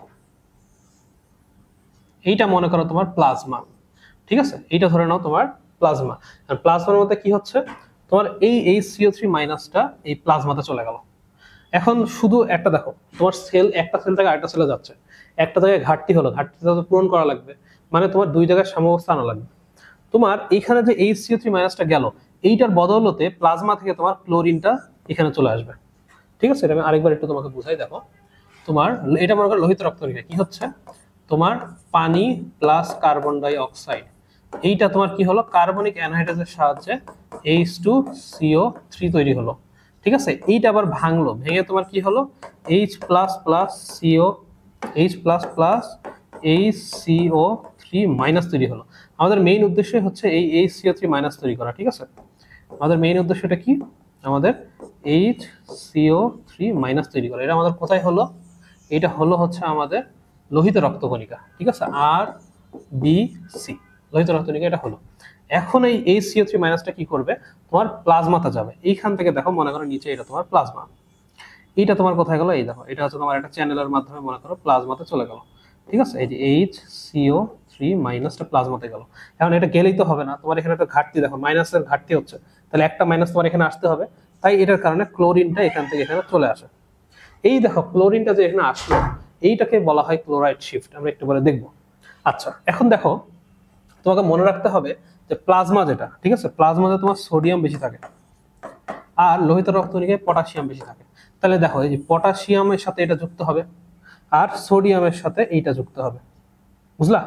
পটাশিয়ামের সাথে এটা যুক্ত হবে, সোডিয়ামের সাথে এটা যুক্ত হবে, হয়ে দেখো পটাশিয়াম বাইকার্বনেট সোডিয়াম বাইকার্বনেট, মানে লোহিত রক্তকণিকায় তোমার এই পটাশিয়াম বাইকার্বনেট রূপে আর প্লাজমাতে তোমার সোডিয়াম বাইকার্বনেট রূপে হবে। দেখো এবার আমরা এখানে আমি সুন্দর করে লিখে নিয়ে আসছি, এটা দেখলেই বুঝতে পারবা। বাইকার্বনেট রূপে প্লাজমার মাধ্যমে সোডিয়াম বাইকার্বনেট, লোহিত রক্তকণিকায় পটাশিয়াম বাইকার্বনেট। মনে রাখবা কি প্লাজমা না, মানে প্লাজমা সোডিয়াম আর আরবিসি হচ্ছে পটাশিয়াম। এরপরে দেখো এই যে এই ছবিটা দেখলে তোমার কাছে সবকিছু ক্লিয়ার হবে। এখানে আমি সুন্দর করে আঁকছি টিস্যু রস, টিস্যু রসে তোমার কার্বন ডাইঅক্সাইড আছে, এই টিস্যু থেকে তোমার কার্বন ডাইঅক্সাইড ভিতরে চলে আসলো, কার ভিতরে আসলো, লোহিত রক্তকণিকার ভিতরে। এই লোহিত রক্তকণিকার ভিতরে আসার পরে পানির সাথে যুক্ত হলো, পানির সাথে যুক্ত হয়ে Ca মানে কার্বনিক অ্যানহাইড্রাস, কার্বনিক অ্যানহাইড্রাসের সহায়তায় H2CO3 তে পরিণত হলো। এই H2CO3 টা আবার ভাঙবে, ভেঙে কি তৈরি করলো, H প্লাস CO3 মাইনাস তৈরি করলো। ক্লিয়ার? তোমার আরবিসি বা লোহিত রক্তকণিকার ভিতরে যা যা কাহিনী ঘটলো বুঝতে পারছো? দেখো তোমার টিস্যু রসে কার্বন ডাইঅক্সাইড আছে, তাই না? এই মেকানিজমটা এখানে একটু সংক্ষেপে বুঝো। টিস্যু রসে কার্বন ডাইঅক্সাইড আছে, এই টিস্যু রস থেকে তোমার কার্বন ডাইঅক্সাইডটা তোমার সেলের ভিতরে চলে আসলো। কোন সেল? লোহিত রক্তকণিকা। ঠিক আছে, লোহিত রক্তকণিকার ভিতরে চলে আসলো। কার্বন ডাইঅক্সাইড আসার পরে সেটা পানির সাথে যুক্ত হলো, পানির সাথে যুক্ত হয়ে কার্বনিক অ্যানহাইড্রাস এর সাথে বিক্রিয়া, মানে কার্বনিক অ্যানহাইড্রাসের মাধ্যমে H2CO3 বা কার্বনিক অ্যাসিডে পরিণত হলো। ক্লিয়ার? আচ্ছা, এইবার এই কার্বনিক অ্যাসিড থেকে তোমার কি হলো, H প্লাস আর HCO3 মাইনাস ভেঙে গেল, মানে কার্বনিক অ্যাসিডটা ভাঙলে তোমার কি হচ্ছে, তোমার এই দেখো HCO3 HCO3, ঠিক আছে, এইটাকে তুমি কি করলা, H2CO3 কার্বনিক অ্যাসিড, এইটাকে তুমি ভাঙলা, ভাঙলে তোমার কি হবে, H plus plus HCO3 minus. ঠিক আছে, তো এই মাইনাসটা এখানে চলে আসলো, HCO3 মাইনাস। এখন তোমার কি করবে, এখন তোমার এই HCO3 মাইনাসটা তোমার এই দেখো এইখানে চলে গেল কোথায়, প্লাজমাতে।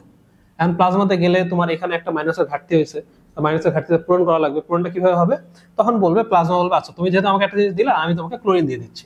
ক্লোরিন দিয়ে দিল, ক্লোরিন দিয়ে এই দেখো এই যে একটা মেকানিজম হচ্ছে, মানে বাইকার্বনেট যাচ্ছে, ক্লোরিন ঢুকতেছে, এইটাই হচ্ছে তোমার ক্লোরাইড শিফট বা হ্যামবার্গার মেকানিজম। ঠিক আছে, বিজ্ঞানীর নাম হ্যামবার্গার। ওকে, তো দেখো এবার হচ্ছে তোমার প্লাজমাতে সোডিয়াম থাকে, এই জন্য সোডিয়াম বাইকার্বনেট, সোডিয়াম বাইকার্বনেট মিলে তোমার প্লাজমার মাধ্যমে প্রবাহিত হলো।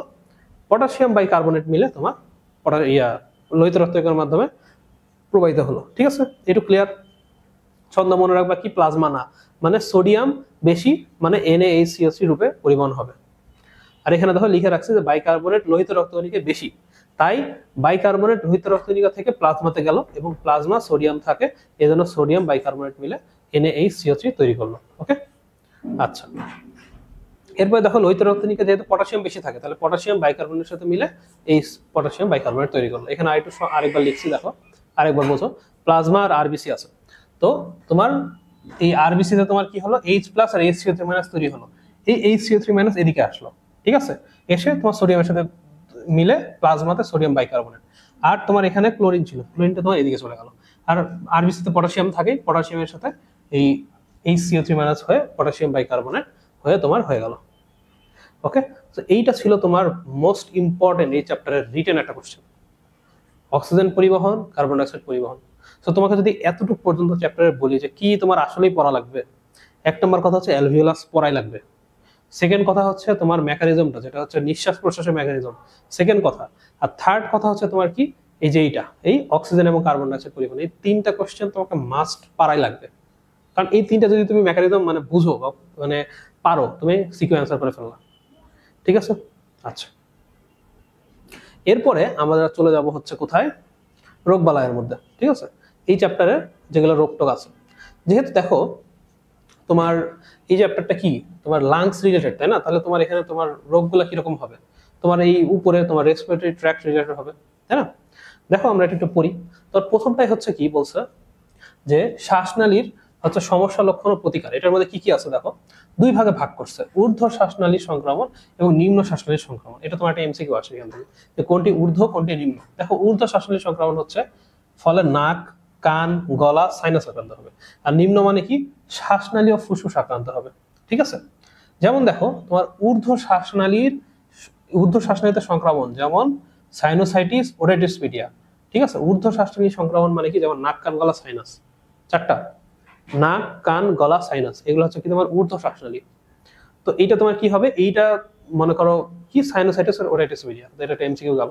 এখন আসলে আমরা রিটেন কোশ্চেনের মধ্যে ঢুকে যাই। সাইনোসাইটিস, এখন তোমার আগে বলি যে এখান থেকে কি কি রিটেন দিবে।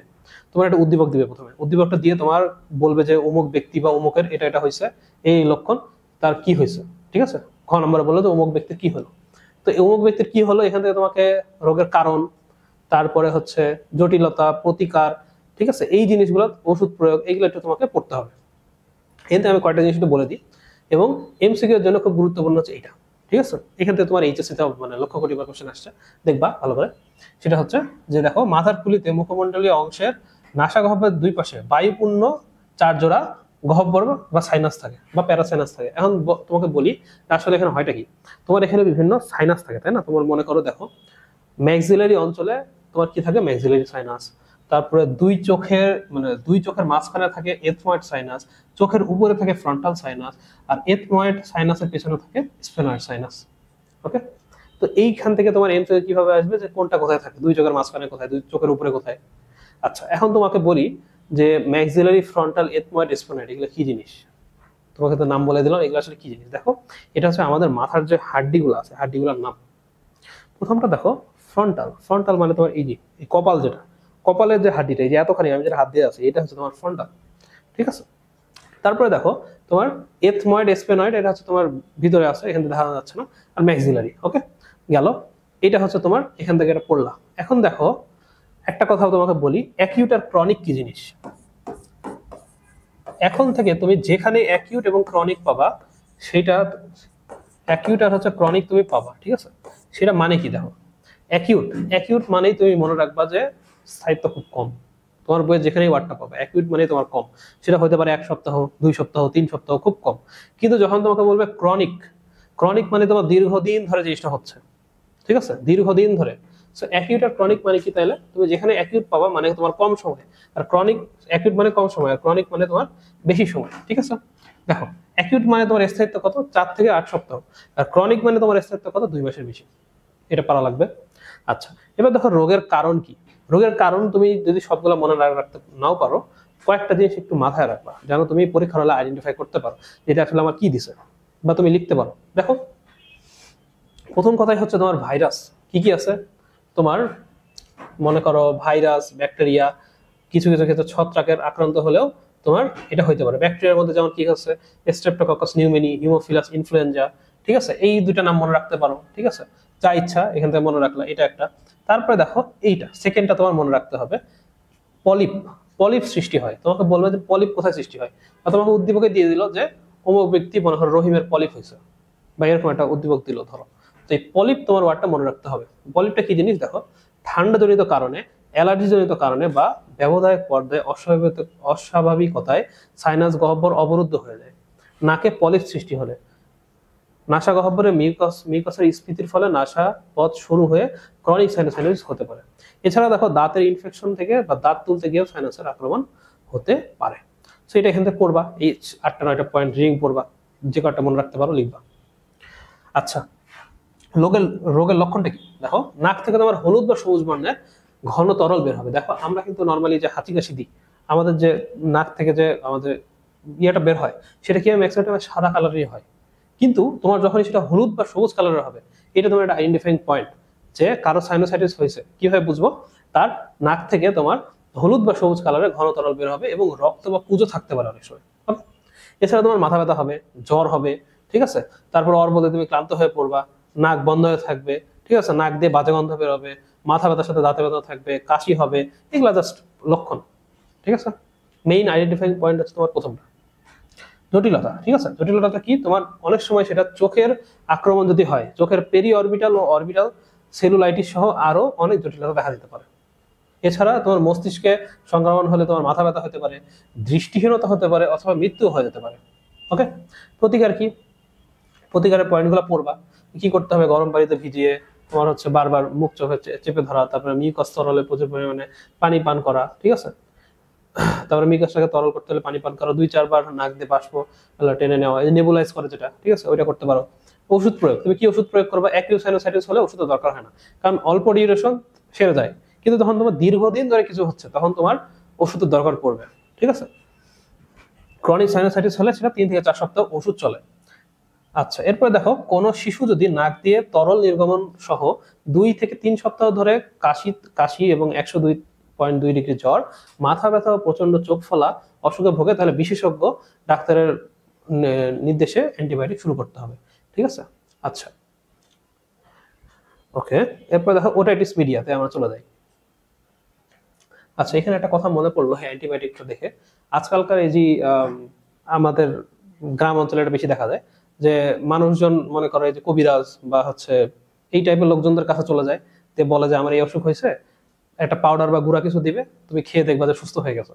কিন্তু তুমি একটা ডাক্তারের কাছে গেছো, ডাক্তার ওষুধ দিচ্ছে, তুমি সুস্থ হচ্ছে না কেন, এই বিষয়টা দেখো। তোমার হচ্ছে অ্যান্টিবায়োটিক আসলে কি করে, তোমার আল্লাহ তাআলা যে ন্যাচারাল তোমার যে ইমিউনিটি দিছে, অ্যান্টিবায়োটিকটা সেটার উপরে যে কাজ করতেছে, উপরে না ঠিক, মানে মনে করো তোমাকে সাথে সাথে সারায় ফেলবে বা ঢুকে রোগটাকে মেরে ফেললো, আমাদের যে নর্মাল ইমিউনিটি আছে সেটা ইয়াতে যায়। তো অ্যান্টিবায়োটিক তোমার ডাক্তার কখন দিবে, যখন তোমার আসলে দরকার পড়বে। তার আগে তোমাকে ডাক্তার তো অ্যান্টিবায়োটিক দিবে না, তাই না। অ্যান্টিবায়োটিক দেওয়া মানে তোমার রোগ প্রতিরোধ, তোমার নিজস্ব যে প্রতিরোধ ক্ষমতা আছে সেটাকে কমায় ফেলা। তো সতর্ক থাকবা যে আজাইরা ওষুধ খাবা না, আর হচ্ছে অবশ্যই ডাক্তারের পরামর্শ নিয়ে ওষুধ খাবা, ঠিক আছে। আচ্ছা দেখো, ওটাইটিস মিডিয়া এই নামটাকে আমরা একটু বিশ্লেষণ করি। ওটাইটিস মিডিয়া মানে কি, তোমার যখন কানের ভিতরে বা বাইরে কোনো অংশের সংক্রমণ হবে সেটাকে বলা হয় ওটাইটিস। ওটাইটিস মানে হচ্ছে কানের ভিতরে বাইরে হলো। আর মিডিয়া মানে কি, মধ্যকর্ণ। কান, কানের আমাদের 3টা পার্ট আছে না, ওটার মধ্যে মধ্যকর্ণ। তো ওটাইটিস মিডিয়া মানে হচ্ছে তোমার কি, মধ্যকর্ণের সংক্রমণ হলে। দেখো, তোমার গলবিলের সাথে মধ্যকর্ণের সংযোগ স্থাপনকারী ইউস্টেশিয়ান যে নালী থাকে, ঠিক আছে, সেই ইউস্টেশিয়ান নালীতে তোমার কি হবে, ইউস্টেশিয়ান নালী থাকে, সেখানে হচ্ছে সবসময় বন্ধ থাকে এবং ঢোক গেলার সময় সেটা খোলা থাকে। এবং এটা কাদের বেশি হয়, বয়স্কদের তুলনায় শিশুরা এর আগে বেশি আক্রান্ত হয়। ওটাইটিস মিডিয়া 3 ধরনের, দেখো, অ্যাকিউট, ক্রনিক আর অ্যাডহেসিভ। অ্যাকিউট মানে তোমাকে কি বললাম, অ্যাকিউট মানে তোমার অবশ্যই সেটা কম হবে, তাই না, ডিউরেশনটা কম হবে, কতটুকু, দেখো 2 থেকে 4 সপ্তাহ, শেষ। দীর্ঘস্থায়ী বা ক্রনিক মানে তোমার অনেক দিন ধরে হবে, 2 থেকে 4 সপ্তাহের মধ্যে রোগ নিরাময় হয় না। আর অ্যাডহেসিভ মানে কি, এক্ষেত্রে কানের পর্দা মধ্যকর্ণের কোনো স্থানে বা অস্থির সাথে আটকে যায়, ঠিক আছে, মানে ফলে রোগী বধির হয়ে যায়। আচ্ছা, রোগের কারণ দেখো, রোগের কারণ এখানেও তুমি এভাবে মনে রাখতে পারো যে influenza virus, rhino virus, streptococcus pneumoniae, haemophilus influenza, ঠিক আছে, এইগুলা মনে রাখলা কয়েকটা নাম। এরপর দেখো, এই পয়েন্টগুলো রিডিং করবা, এখান থেকে তেমন ইয়া নাই। এই যে ওটাইটিস মিডিয়া কাদের বেশি হয়, এইটা তোমার একটা খ নম্বরের কোশ্চেন। দেখো, 4 মাস থেকে 4 বছর বয়সী শিশুদের এটা হয়। ডে কেয়ার সেন্টার গুলোর মতো জায়গায় যেখানে অনেক শিশু একসাথে বেড়ে ওঠে, যেসব শিশুদের নিচু অবস্থানে রেখে বোতলে রেখে দুধ খাওয়ানো হয়, যেসব শিশুরা ধূমপান যুক্ত ও বায়ুপূর্ণ এলাকায় বাস করে, পরিবারের অন্য কারো কানে সংক্রমণ হলে শিশু দুটো সেটা হতে পারে। লক্ষণ কি, দেখো, লক্ষণগুলো খুব গুরুত্বপূর্ণ। তোমার কান থেকে দুর্গন্ধ বেরোবে, দেহের তাপমাত্রা 104 ডিগ্রি ফারেনহাইটের উপরে থাকবে এবং ঘুমাতে পারবে না, মাথা ব্যথা হবে, অনেক কান্নাকাটি করবে এবং কানে ব্যথা এবং কান টানতে থাকে, ঠিক আছে। বয়স্কদের ক্ষেত্রেও দেখো কানে ব্যথা হয়, কানে চাপ অনুভূত হয়, কানে কম শুনে, খাবারের রুচি কম হয়ে যায়। ওকে, এখন এটা জটিলতা কিছু আছে, সেটা কি, কানের পর্দা বা টিম্পেনিক পর্দা ছিঁড়ে যেতে পারে, কানে কম শুনতে পারে, এগুলা জাস্ট এটা দেখে নিবা, এখান থেকে তেমন ইয়া নেই। এটা তোমার মনে করো যে কোনো একটা দিবে, যে হয় বললো যে রোগের লক্ষণ লেখো বা প্রতিকার লেখো, ঘ নম্বরে যেটা দেয়, সো প্রতিরোধ প্রতিকার, এটা তুমি এখান থেকে দেখলে বুঝতে পারবা, একবার রিডিং করবা, মোটামুটি সেম। ওকে, এবার দেখো, ধূমপায়ী অধূমপায়ী এই বিষয়টা তোমার দিতে পারে পরীক্ষায়। দেখো একটি সিগারেটের শলাকায় প্রায় 4000-এর বিভিন্ন রাসায়নিক পদার্থ থাকে। যেমন কি দেখো, নিকোটিন থাকে, arsenic, methane, ammonia, carbon monoxide, hydrogen cyanide ইত্যাদি এসব থাকে। এক্স রে ফিল্ম ধূমপায়ীদের ক্ষেত্রে কোথাও কোথাও এটি সাদাটে বা সাদা, এবং অধূমপায়ীদের ক্ষেত্রে এটা কালো হয়। তুমি নর্মালি যখন একটা এক্স রে করা হয়, তোমার কি হবে, যারা ধূমপান করে ঠিক আছে তাদের এক্স রেটা কি হবে, সাদা সাদা, তোমার সাদা সাদা দেখা যাবে। কিন্তু যাদের হচ্ছে যারা ধূমপান করে না, ঠিক আছে, যাদের অধূমপায়ী, তাদের ক্ষেত্রে সেই এক্স রেটা কেমন হবে, সেটা কালো হবে। এরপর দেখো ফুসফুস, এক্স রে দেখে চিকিৎসক ধূমপায়ী ব্যক্তির ফুসফুসে পানি জমা বা প্লুরাল ইফিউশন শনাক্ত করতে পারবে, ঠিক আছে। কিন্তু যারা অধূমপায়ী তাদের ক্ষেত্রে এটা থাকবে না। অ্যালভিওলাই, ধূমপায়ীদের ফুসফুসে এক্স রে ফিল্মে অ্যালভিওলাই সুষম স্বচ্ছ দেখা যায় না, কিন্তু অধূমপায়ী যারা তাদের ক্ষেত্রে স্বচ্ছ দেখা যাবে। এটা সিম্পল কথা না। দেখো যারা সিগারেট খাচ্ছে তাদের ক্ষেত্রে অ্যালভিওলাস গুলো স্বচ্ছ দেখা যাবে না, ধোঁয়াশে হবে। কিন্তু যারা সিগারেট খায় না তাদের ক্ষেত্রে কি হবে, তাদের ক্ষেত্রে এটা দেখা যাবে না, সরি তাদের ক্ষেত্রে হচ্ছে, হ্যাঁ তাদের ক্ষেত্রে দেখা যায় না। সিলিয়া, দেখো ফুসফুসের অন্ত্রপ্রাচীর জুড়ে চুলের মতো সিলিয়া থাকে। ধূমপায়ীদের ক্ষেত্রে কি হবে, সিলিয়া অবশ্যই পরে, ফলে ধূলি ও কণা ভিতরে জমা হয়, এবং ধূমপায়ীদের ক্ষেত্রে এটা ঘটে না। এমফাইসেমা, এটা তোমার ক নম্বরে চলে আসে। What is emphysema? সিগারেটের ধোঁয়ায় অ্যালভিওলাসের প্রাচীরে যে ক্ষত সৃষ্টি হয়, তার ফলে অ্যালভিওলাস আয়তনে বেড়ে যায় এবং কোনো কোনো স্থানে ফেটে ফুসফুসের ফাঁকা স্থান সৃষ্টি করে। এটাকে এমফাইসেমা বলে। খুব গুরুত্বপূর্ণ একটা এমসিকিউ। কি দেখো, তোমার এমফাইসেমাটা কি, যে অ্যালভিওলাসের আয়তন বেড়ে যাবে এবং ফুসফুসে কোনো কোনো স্থানে ফেটে ফুসফুসে ফাঁকা স্থান সৃষ্টি করে। ধূমপায়ীদের এক্স রে ফিল্মে এমফাইসেমা চিহ্ন দেখা যায়, যা অধূমপায়ীদের এক্স রেতে দেখা যায় না। ওকে, এইটাই, আর এরপরে কিছু নাই। এগুলো এমনি রিডিং পড়বা একবার, তেমন এখান থেকে রিটেনও আসে না, এমসিকিউ আসে না। তো এই চ্যাপ্টার থেকে তোমাদের আমি একটু বলি যে কি কি আসলেই তুমি পড়বা রিটেনের জন্য। এক নাম্বার হচ্ছে তুমি অ্যালভিওলাসটা পড়বা।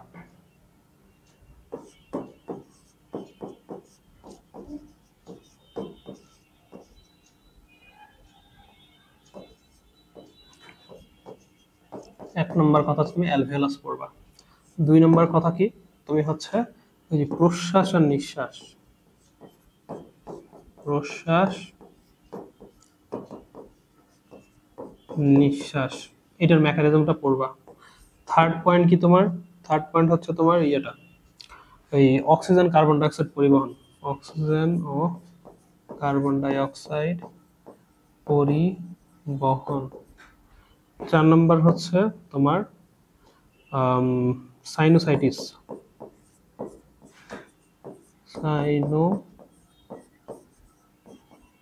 Sinusitis, otitis media. আর 5 নম্বর পয়েন্ট হচ্ছে তোমার এই ধূমপান, ধূমপান এটা। ঠিক আছে, রিটেনের জন্য তুমি, সিকিউ এর জন্য তুমি এগুলা পড়বা, অবশ্যই অবশ্যই পড়বা। স্পেশালি তুমি এই যে এই দুইটা যেন পারো। ঠিক আছে, খুব সহজ একটা টপিক বুঝাইছি, না বুঝলে আরেকবার দেখবা, খুব সহজ বিষয়গুলো। এগুলো মনে মনে রাখতে পারলে পারবা, আর এইগুলো তো এক দুইবার দেখলেই পারবা। অ্যালভিলাসটা দেখবা, এটাই মোটামুটি সিকিউ এর জন্য পড়তে হবে। আর এমসিকিউ তো তোমাকে দেখাই দিলাম কোথা কোথা থেকে এমসিকিউ আসে। ঠিক আছে, তো আজকের জন্য এইটুকুই। অসংখ্য ধন্যবাদ। নেক্সট ক্লাসে আমরা অন্য কোনো টপিক নিয়ে আলোচনা করব। ঠিক আছে, তো অসংখ্য ধন্যবাদ ভিডিওটা দেখার জন্য। আসসালামু আলাইকুম।